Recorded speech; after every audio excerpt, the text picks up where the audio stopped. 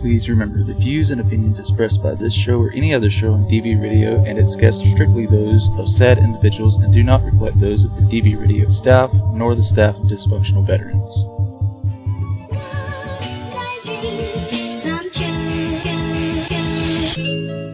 Fool me once, shame on you. If fool me, we can't get fooled again. We should be able to penetrate the internet. Do I need to be liked? Absolutely not. I like to be liked. I enjoy being liked.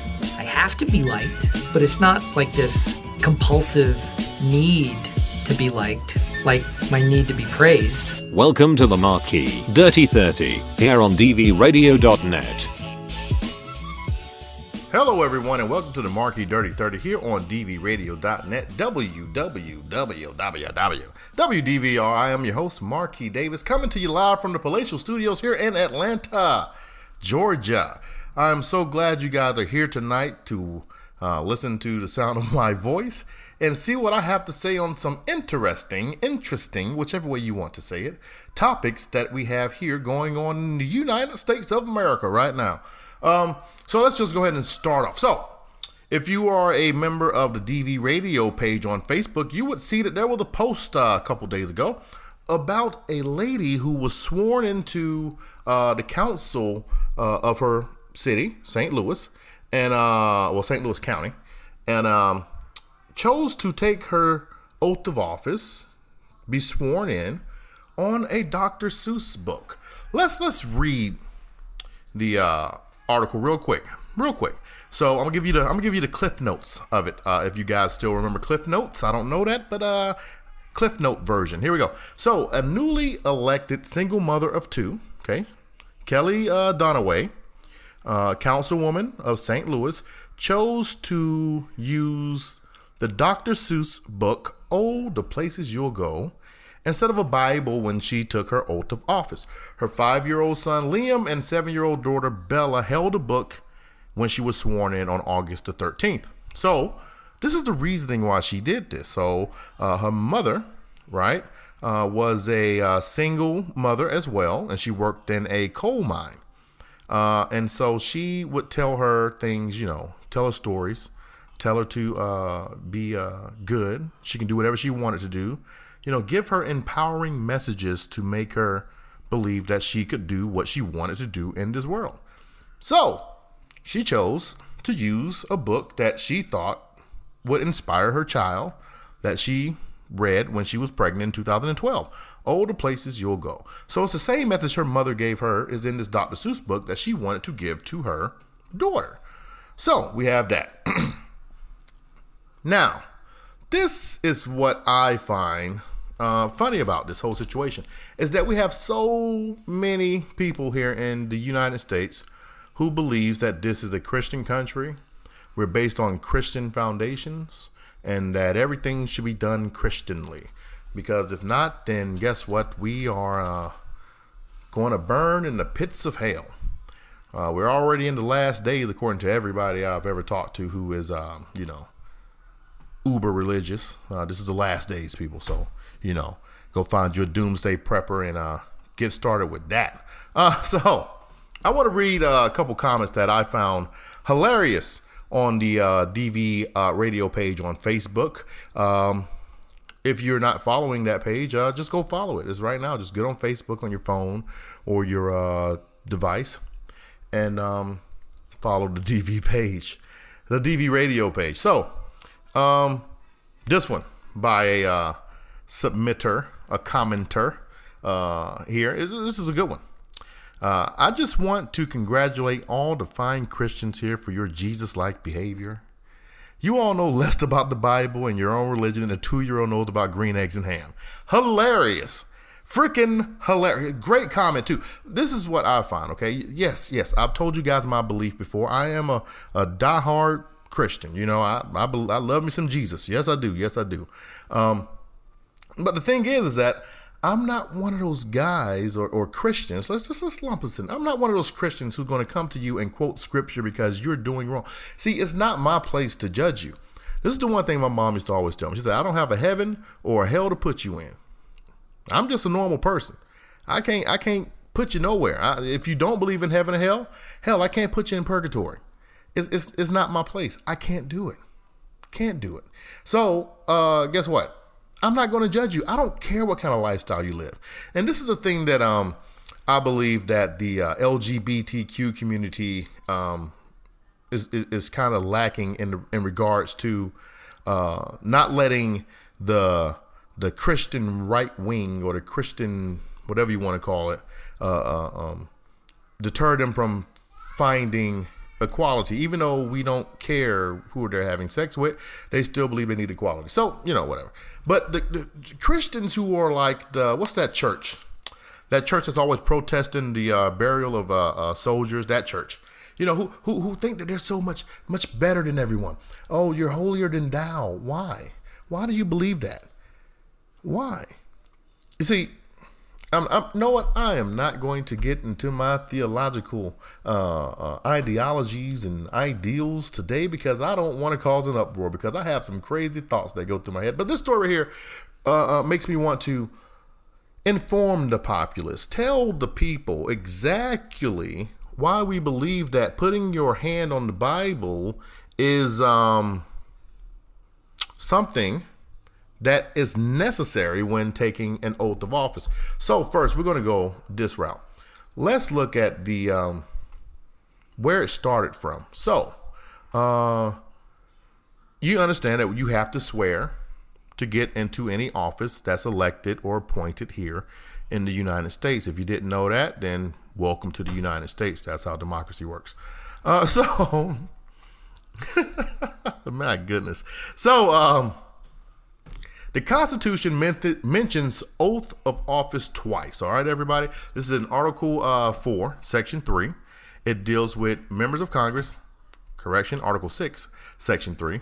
It deals with members of Congress, and it reads, the senators and representatives before mentioned, and the members of several state legislatures, and all executive and judicial officers, both of the United States and of the several states, shall be bound by oath of affirmation to support this Constitution. Now, Article 2, Section 1, pertains to the president.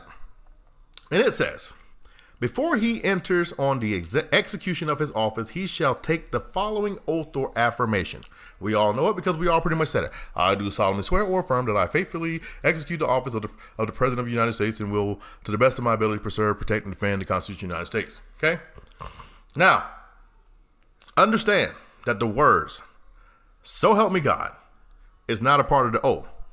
They're often added, but that's just a tradition. Just like putting your hand on the Bible when you take the oath of office. From what I've read, that the first person to really start that tradition here in the United States was George Washington when he took his oath of office when he became president after that war.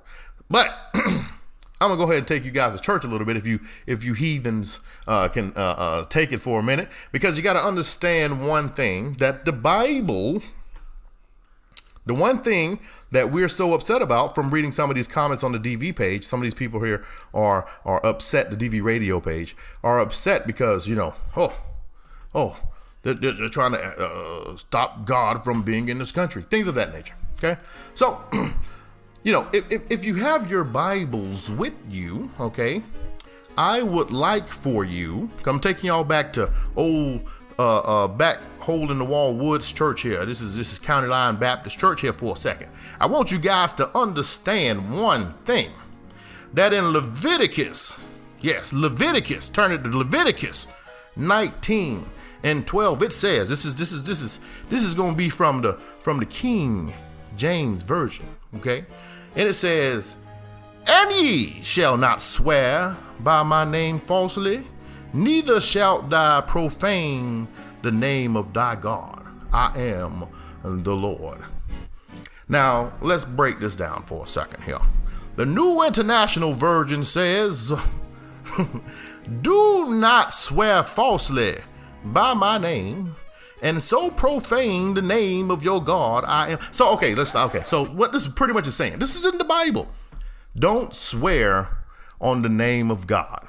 So, when you have your hand on the Bible, your left hand on the Bible, your right hand raised, and you say, I swear that I do this. Okay, take this office. So help me God. So the Christian elite, you should understand that by swearing that, you are now swearing on the name of God. And because you are now swearing on the name of God, now it's not because you are swearing on the name of God, you are now sinning. So, Christian elite, the ones who like to judge and like the Bible thumpers, why are you so upset because someone chose not to swear into office with their hand on the Bible? Because of tradition or because of your ignorance of said book? See, I'm starting to believe that it is the ignorance of said book. Now, if you say, oh, well, Jewish people do it. Well, the Torah, Leviticus is in the Torah, people. All right. Leviticus is an Old Testament chapter of the Bible. That means that the people of Jewish faith believe in it as well. Now, I do not know anything about the Islamic belief in swearing. Let's look it up on God. Let's just say God. Okay. So what I did right now, quickly, was I did a quick Google search on the Islamic swearing on God. So let's see. We got one here that says Brill.com. I don't know if this is a noteworthy site, but it's a paper. It's an actual paper written by Belen Vincent. It says swearing by God, Muslims oath taken in late medieval and early modern Christian Iberia. So let's see the abstract here, because I'm not about to try to pay for this and read for this. It traces the evolution of these Arabic formulas. Okay, that told me nothing. So sometimes Google searches don't work, people. Sometimes you just have to, Facebook.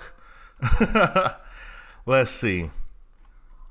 I don't. Oh, swearing by Allah. Here we go.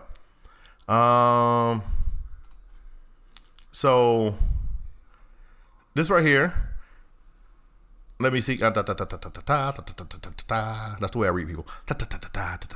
Okay, so you can't swear by Allah either. So anybody who swears on the Quran is being wrong as well, because by saying I swear to God, I swear to Allah, or whatever, at the end of that oath of office, which is tradition. So I just want you uber religious people to understand that there's nothing wrong with this St. Louis councilwoman swearing in on the Dr. Seuss book. I mean, and then her message towards her children is exceptionally well. I mean, it's good that she, as a single mother who was raised by a single mother, is doing something that her children can be proud of. So why are we always trying to knock everything someone does? Or God don't like it. That's not the way Jesus should do it. That's not the way Jesus said do it. That's not the way we've always done it this way. So how can she start to bend tradition? We don't bend traditions. Well, apparently so. And that's the thing that you all have to come to grips with, Christian elite. I'm going to keep saying it that way because I really do not like people who tell me that I'm going to hell because I curse, or I'm going to hell because, I didn't pray 7 times a day. That's Muslim elite, Christian elite, Jewish elite, pagan elite. I don't care what religion you are, but when you start telling me that my lifestyle and what I'm doing is wrong, then you're wrong. Because guess what? It's my life. Some people choose to go to hell. Some people choose to live their whole life well and helping others, and they choose to go to heaven. Their actions help them choose to go to heaven. I don't want to upset anyone here, but I also don't want people to think that it's okay to just judge someone based off of one incident. This woman may be one of the best councilwomen this county has ever seen. She may be the worst. I can't predict the future. I couldn't tell you. But this action right here shows me that her care for her family outweighs what people think of her. Now, remember back in the day when Obama had got first elected and people were speculating that he was going to swear his oath of office on a Quran, and then when he used Abraham Lincoln's old Bible, people were shocked. So I even saw a conspiracy theory that said it was hollowed out and he did the real oath of office in his office with a Quran. It was so much stuff going on with Obama. I mean, that dude couldn't freaking eat ice cream without somebody reporting on it. Well, that's another story for another day. I want you guys to check this story out. You can head over to the DV Radio page. They reposted it. You can also head to the Washington Post. I know some of you guys don't like the Washington Post because, it's a liberal newspaper. I don't care if it's a liberal newspaper or a conservative newspaper. I don't care. I mean, they got stories that other places don't have, and I want to read it. So if it is slanted towards one side or the other, I don't care. I just want to read the story. This story right here, it gives you a little bit of intel and detail regarding, who took an oath of office. Like it says that President John Quincy Adams took his oath of office on a volume of law in 1825. Theodore Roosevelt didn't use a Bible for his oath of office in 1901. And more recently, Representative Rashida Tlaib, Democrat from Michigan, one of the first two Muslim women elected to Congress, used Thomas Jefferson's Quran. So, whatever. It's a silly thing to argue about, people. We have so much more important things in the world to worry about, but you guys are arguing about someone taking an oath of office on a Dr. Seuss book. All right, everybody. So what we're going to do right quick, we're going to take a real quick commercial break, and when we get back, we're going to have more fabulous story time with Marquis Davis here on the Marquis Dirty 30. On dvradio.net. You like that pregnant pause, didn't you? Oh, that was too pregnant.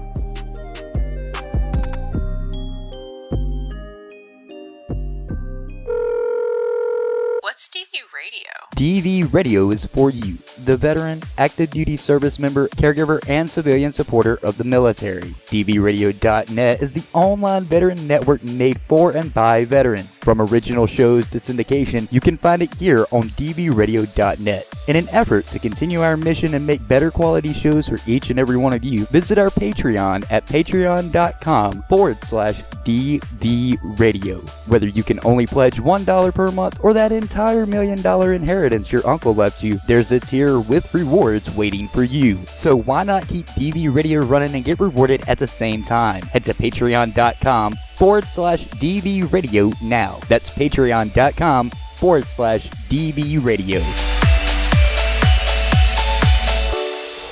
DV Radio.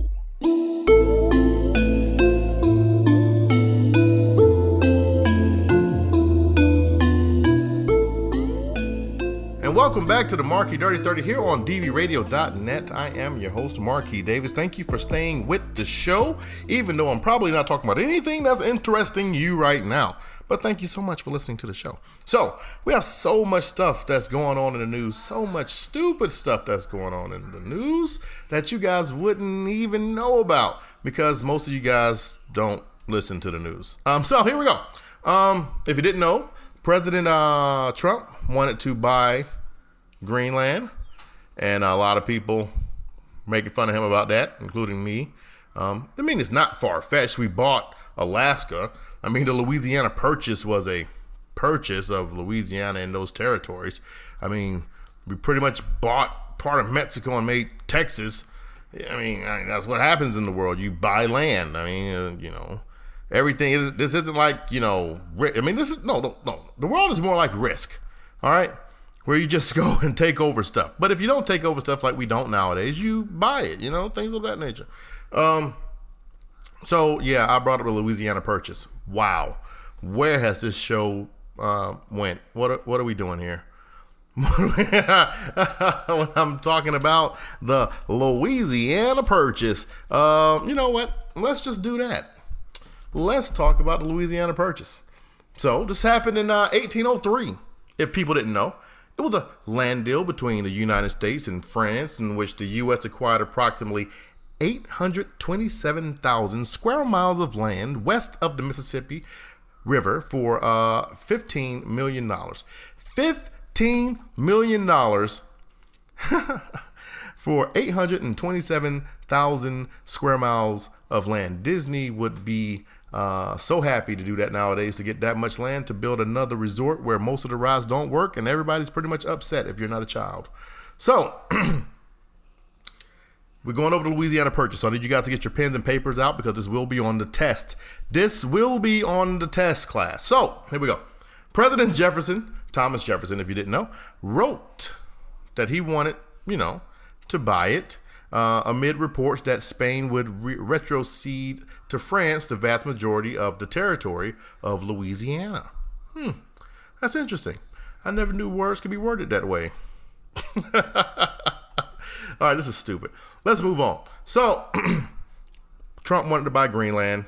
It can happen, but in today's day and age, it's kind of stupid. If you didn't know, Representative Rashida Tlaib, I can't say her name for anything. Tlaib, it's kind of upset because remember, they banned her from Israel and then they let her come back. Well, they said she can come to visit her ailing aunt, and she said, no, I'm boycotting Israel. Well, Bill Mayer pretty much was saying that anytime something happens, some people only have one move to make. One move, and that move is boycotting.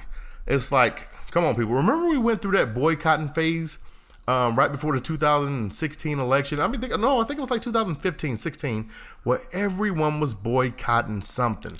Oh, they don't like gays. Let's boycott it. Oh, black people got beat up there. Let's boycott it. Oh, a white person did meth and overdosed over there. Let's boycott it. Kids are eating Tide Pods. Let's boycott Tide. Boycotts rarely work. I mean, unless it's a mom and pop store, like I was watching Kitchen Nightmares the other day, and this lady up in Baltimore, she trademarked the word hun, and the people of Baltimore in that neighborhood were particularly upset about it, so they boycotted her restaurant, and she started to go out of business. Thus, she showed up on Kitchen Nightmares with Chef Ramsay. So that's when a boycott can work. We have an entire neighborhood or city or race of people. Let's look at the boycotts of in 1960 something. I should remember the date, but I don't. That worked. They boycotted the buses. The buses lost money. They started letting black folks sit in front of the bus. Things of that work when you have an entire populace participating in it, not a Facebook page with 300, 400 people to boycott something. Doesn't freaking work. Boycotts are stupid. All right, they waste a lot of people's time, but yet and still we continue to say let's boycott something so that way we can just have something to do. Like the Area 51 raid. What's going on with that? When was that? When was the Area 51 raid? Let me see here.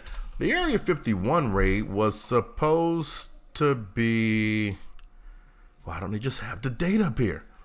Oh my goodness. I can't. I hate it that no one can just be a journalist nowadays and just put the who, what, when, where, and why. I don't know when it was supposed to be. Whatever. It hadn't happened yet, and kind of waiting for it. I would love to see that massacre on TV. I mean, that is Darwinism at its finest. I think that's what we were supposed to say there in that situation. But those dumbasses, whoever think this is cool, to raid a military base, I don't care if it is an Air Force base, they still have a lot more guns than you or I have. And please, I know you Second Amendment people, you just stockpile guns in your cellar or your underground bunker. We get it. You got a lot of guns too, and you can use your Second Amendment right to defend yourself and your family if the government becomes oppressive or tyrannical. I understand. I'm with you. Power to the people. My goodness, where have I gone with this show tonight? I'm gonna tell you the truth, everybody. I'm just in a really good mood. I am in an extremely good mood. I mean, why be upset? Why be angry when you are in a good mood? Let's talk about this for a second, okay? I just want to pick your brains. If you have any suggestions, you can email the show, direct message the show. Let me talk like the youngins talk nowadays. You can DM the show at what is it? DV Marquis on Facebook. All right. You can follow me on Instagram at Marquis A Davis 1. But man, I mean, be happy. All right, I want you guys to understand that we did something, as veterans listening, we did something that a lot of people could never do, and that's just basic training. Everything after basic training is just icing on the cake, because if anyone who has never served begins to talk down on any veteran in this country, the first thing they should just talk about week 1 basic training, and then look them in the eye and say, you going to school and getting drunk at a frat house, and now you have to deal with, I don't care, heart surgery. Well, that's pretty extreme. I shouldn't have went there. Now you're a lawyer. So what's so special about that? You know, the first week of basic training, I was demoralized. I was made to feel like as big as a thumbtack. You understand? My integrity and everything was questioned. No matter what I said, it was the wrong answer. And then let's talk about the constant yelling and screaming and push-ups and sit-ups and running. You see, you can just start there. And whatever they've done, well, I had to do a term paper that was 72 pages long. And with that, who gives a crap, Jimmy? No one cares how big your term paper was, or your dissertation was used by 7 other prominent scholars over at the University of Harvard. Who gives a crap? Michael? No one. All right, this show has went where it went. So tonight, I want you guys to make sure you stay tuned, which you will if you're listening to this show, to Barracks Talk. Barracks Talk is coming on tonight, and I want you guys to listen to it. It's going to be great, live. You know, Boner Wood is there. You know, I called him Bone. Oh, man, a whole bunch of people will be there. So I want you guys to listen. And remember, you listen to the Marquee Dirty 30 here on dvradio.net. I need to go ahead and get some air, because I'm telling you, the way I'm feeling right now, Barracks Talk is going to be fun. Love you guys. You guys have a good night.